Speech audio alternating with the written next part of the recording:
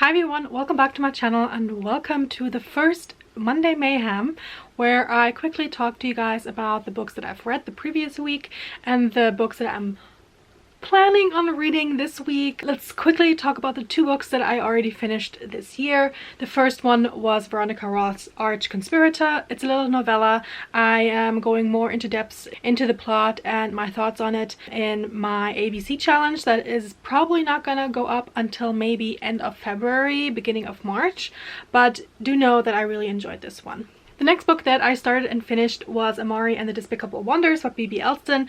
I'm so happy that I finally got around to this. I have been meaning to get to it since it came out last year. It's the third installment in this series, and I picked this one up because of the TBR-a-thon that is happening in January, hosted by Leandra from Leandra the TBR Zero. I really enjoyed this one as well, so it's been a great start to the year. Because it's a sequel, I don't want to say too much. Let me just say that it is worth picking up. There is a conclusion to an overall plot that has been happening since the first book, so you do get a lot of answers in this one, but the author also promises that there will be more Amari books in the future, so I can't wait to go back into this world and see what else he plans to do with it.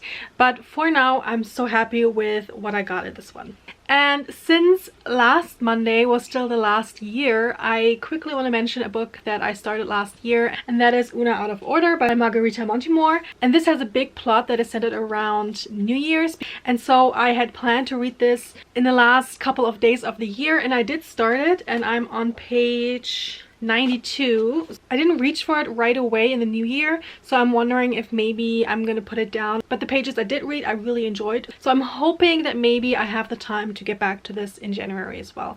Probably not this week, but maybe later on.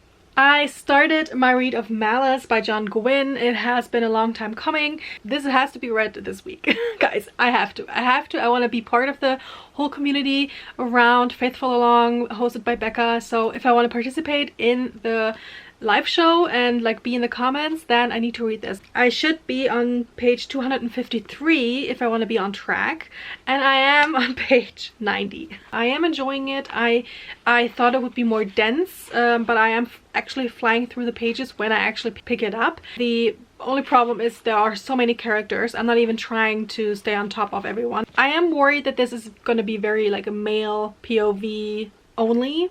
There is like one POV that is from a woman, and I don't know how much she's going to be part of the whole story.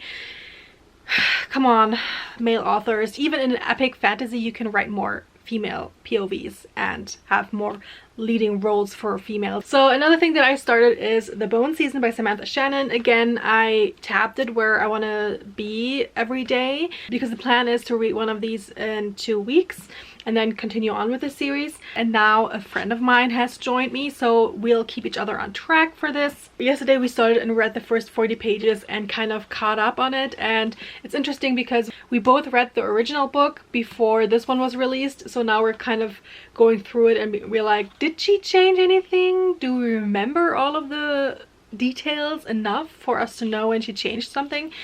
I feel like later on there will be more and bigger changes. I love being back in this world, and I love that I know from reading this author before that there is a lot of info dump in the beginning, but there will be like more explanations on the things that are important when it comes back up later in the novel. And last night I decided on a whim to start with this one. We are having an event at the bookstore that I work in, so I still kind of have to find books to present. This is the German translation, and the original book is called The Sticky Note Manifesto of Aisha Agarwal, and I am already 50% into this one. It was a very quick read. I am enjoying it so far, and it actually works out perfectly because this is set, or it starts at the beginning of December, and now 50% in, we're already past the New Year's, so this is actually perfect to read right now, and hopefully I can recommend it to our patrons when the event comes around.